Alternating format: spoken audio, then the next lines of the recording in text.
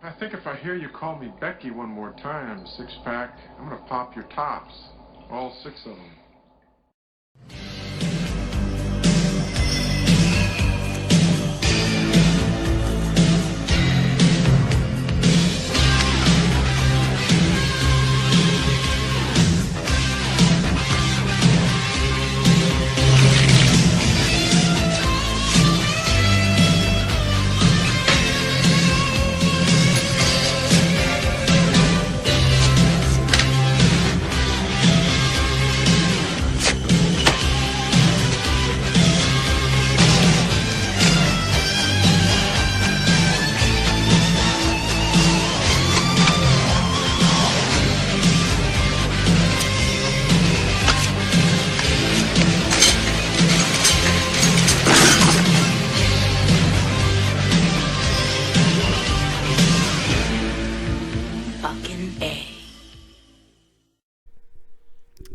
Hey, this is Matt. Once again, this is another PayPal request from Guillermo. Thank you so much for that.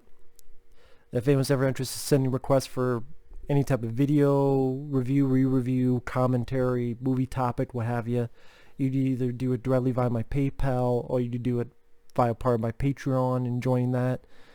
If not, no worries. But if you're interested in either one, the links will be down below in the info box for both. And one of the films Guillermo wanted me to talk about is Oculus.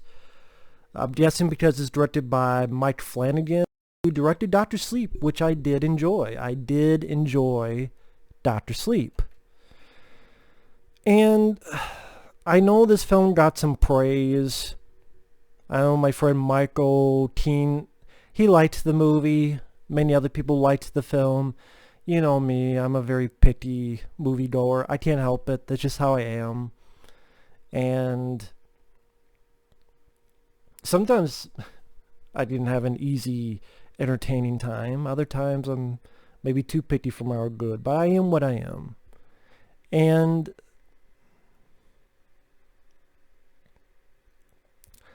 I did not care for this movie. Now, I will say I thought the acting was fine. I had no issues with the actors involved with the movie. But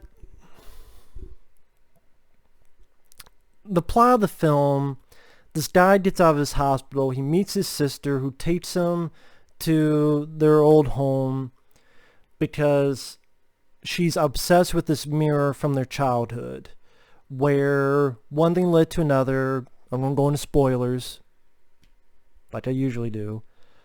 Their parents were killed. But you can figure that out as not much of a spoiler because by the time you're 15 minutes in, you already know that the parents have died. Obviously, these two lived. People are like, what are you talking about? Because what the movie does, I know some people like this editing tactic. I didn't, and I'll explain why in a minute. It'll go into these two as adults, where she's obsessed with this mirror, trying to get evidence that it's a supernatural thing, while the brother's saying, no, our dad was out of it, we imagined it. Now, of course, number one, with the way it's marketed, with when you hear certain things, you pretty much know it's already supernatural. Even if that wasn't the case and you didn't know. When it keeps showing back to the flashbacks, because they'll show the flashbacks as them as kids, and their mom and dad, and they get this mirror, and then slowly it's changing the parents' behavior to the point that the mom is tied up in chains, and the dad is indifferent and vegging out like a zombie.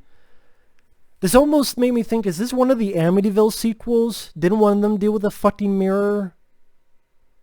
My friend Mike OCP will know. Did one of them deal with a fucking mirror? This would seem like at times like this was a fucking Amityville sequel. If you call this Amityville, it's about time or the evil of Steve's. Where the fuck?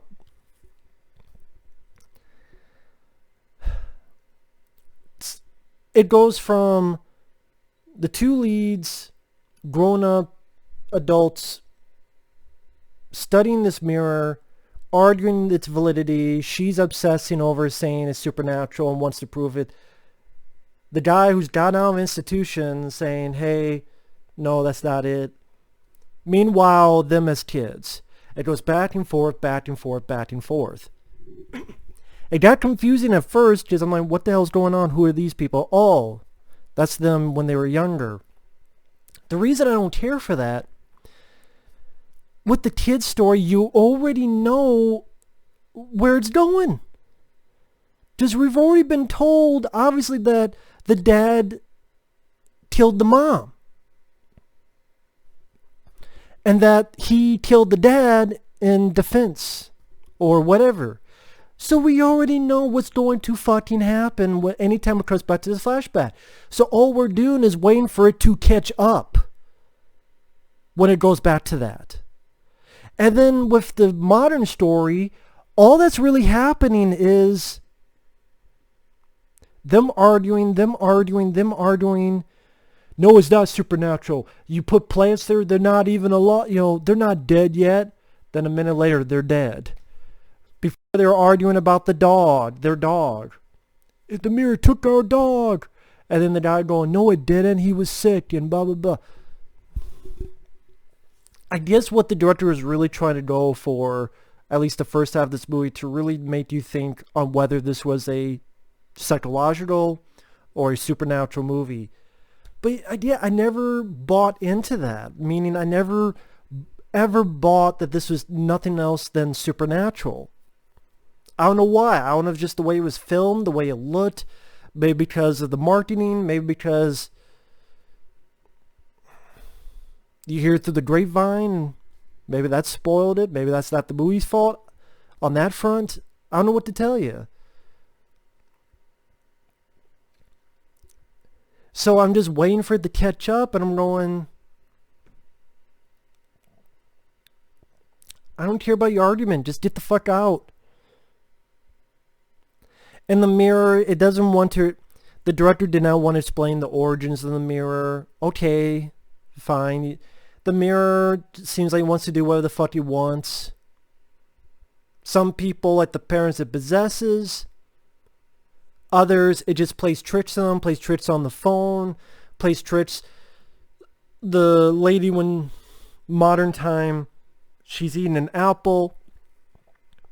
She hears a... She looks down, it's a light bulb. Oh, a mouse cut. Oh, shit, okay. Then before I say anything, then it goes back to a fucking apple.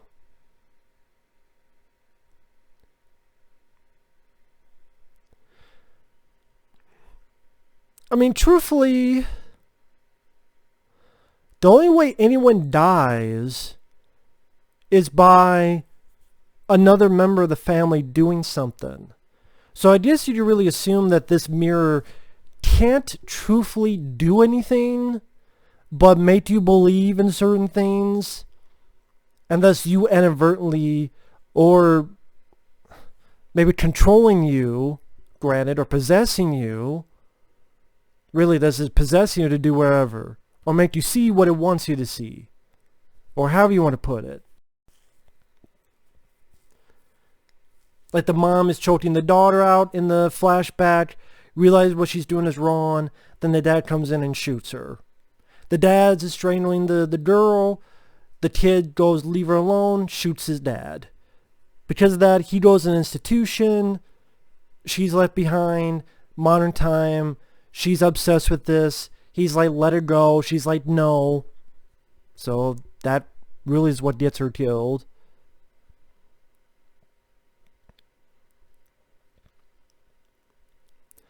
There's a point where she stabs, in modern time, her boyfriend or fiance or husband accidentally in the neck. Like she thinks she sees something and then the guy's dead. It's funny, they're outside and then they see themselves in there. And they even say, like the guy even says, it's trying to trick us. We're done, it's over. But then the next scene, they're going back in the fucking house. They've already established to themselves that this thing will fuck with you on the phone, will fuck with you. So It could be fucking with you thinking you're still inside the house. And you're falling for it. Of course, I know there's the catch-22 where maybe it's the reverse. I understand that.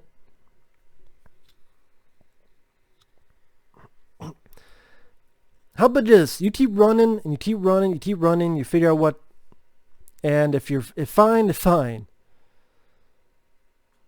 That would seem like much better risk than going back inside the house where you know shit will happen.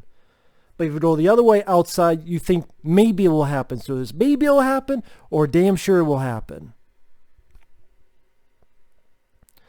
Now, I will admit the director does have a couple bits of clever editing where it kind of cuts almost immediately from the flashback and then the girl jumps and then it's her in modern time.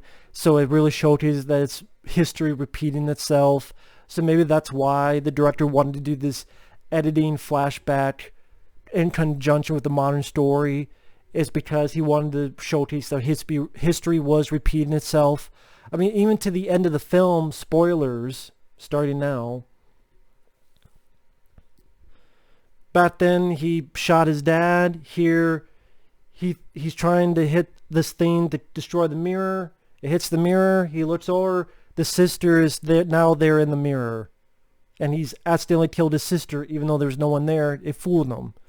Just like when he was a boy, he was taken back to institution. Now he's being arrested again. Before, he saw his parents in the window with the white eyes, which I guess he stole that to put in Dr. Sleep.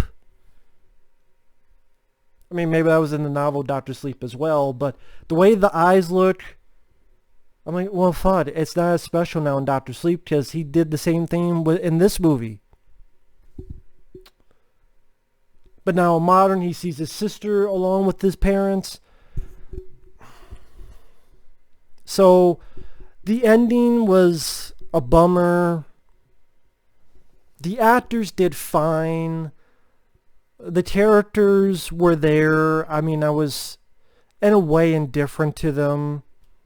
I mean, yeah, I felt sorry for them because of their plight when they were kids. But I don't know, just the back and forth with the flashback. I'm like, I already know where this one's going to end. I just really is to shove the point at the end where history's repeating itself. Okay, if that saves the movie for you and you love the movie for that, that's cool. But I don't know, for me, maybe I'm just getting tired of these type of movies. It's not that I hate every movie like this. I mean, I liked The Conjuring. I didn't mind Conjuring 2. But it just seems like every other fucking, at least for a while, it was every other movie. It seemed like a movie like this. If it wasn't a mirror, it was a fucking doll. Or a ventriloquist doll. Or if it was some kind of possession story. Or some kind of, I mean, stuff I would see in this movie seemed like,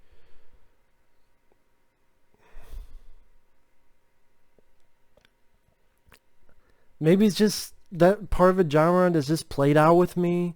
Maybe because the ending was a bummer. Maybe because the modern time, for a good chunk, it was just them arguing back and forth over something I already fucking knew who was right. Maybe because with the kids, I'm like, I already know where it's going. And the stairs, did not affect me at all.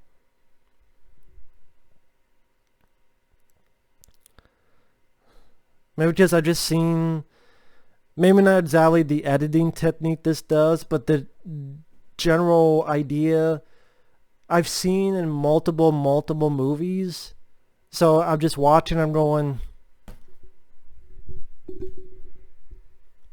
what more can I say? I mean, either you're into this or you're not into this kind of stuff. And I guess I'm just not into this kind of stuff.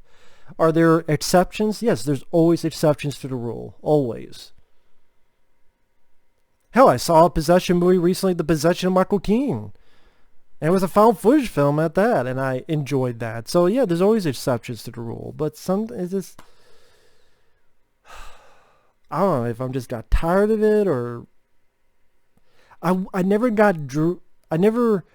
got drawn into the story. I never got invested into the story that much that I gave too much of shits as to what the result would be. And because a lot of times when it happens in modern horror, I kind of figured it would end some way like that. A bit bummer. To be fair, not every one ends like that, but a good chunk of them do. So I can't really say I'm surprised or shocked. I'm like, yeah, that figures. Kind of that reaction. But hey, then maybe that's just me. Yeah, that's fine. But anyway, those are my jumbled thoughts on Oculus. If you liked it, that's cool. Wasn't. Thank you for watching. Take care. We'll see you guys later. Bye-bye.